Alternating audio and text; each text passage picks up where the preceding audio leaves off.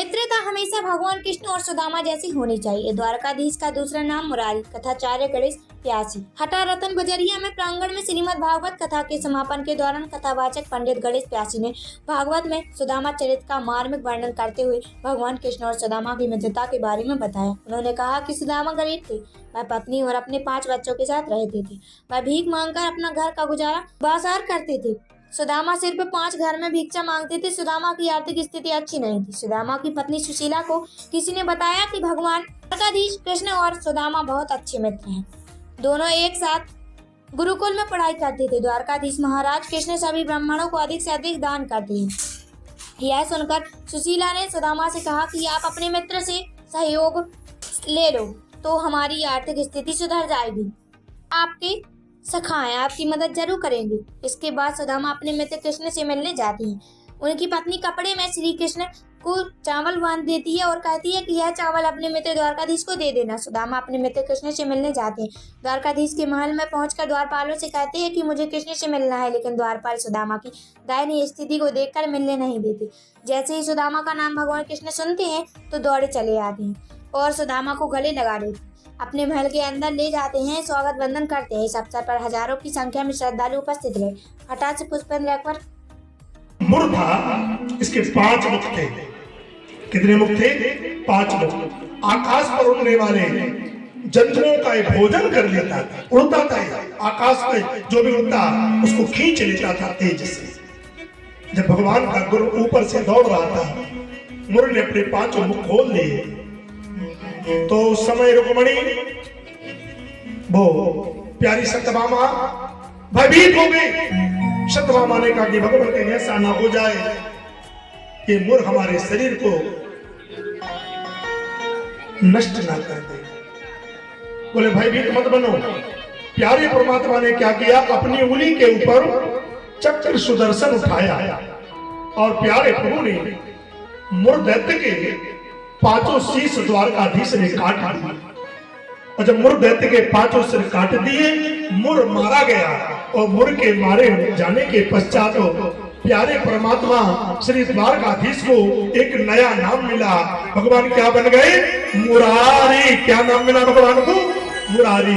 भगवान ने जो लीला की सो भगवान के नाम बने। मुरली अधरों पर धारण की तो मुरलीधर कहलाए। मुरली अधरों पर धारण की तो मुरलीधर कहलाए। और मुर दैत्य का संहार किया सो मुरारी कहलाए। क्योंकि मुर यानी दैत्य का नाम, तो अरि यानी होता आगे शत्रु।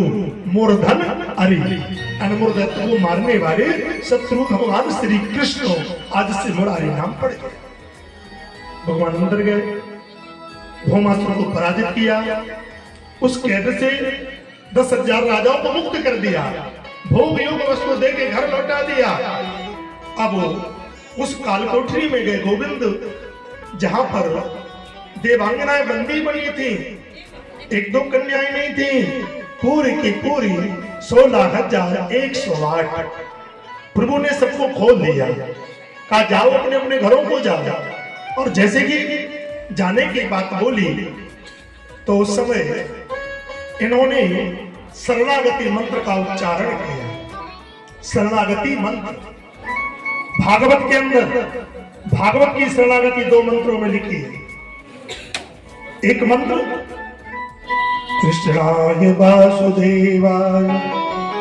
एक पूज्य संत हो गए अपने से भारत भूमि में, परम देववंशी साक्षात शिवंश अवतारी महाराज देवरहा बाबा जी। देवरहा बाबा जी महाराज के शरण में जो जाता था ना, वो दिन रात ही मंत्र जपने को बोलते थे। अगर जीवन में कोई संकट आ जाए तो जो व्यक्ति इस मंत्र को बड़ी श्रद्धा से जपे, कृष्णाय वासुदेवाय प्रणता क्लेश नाशाय गोविंदाय नमो नमः। नमः कृष्णाय शुद्धाय ब्रह्मणे परमात्मने। उन देवांगनाओं ने कहा योगेश्वराय योगायो त्वामहम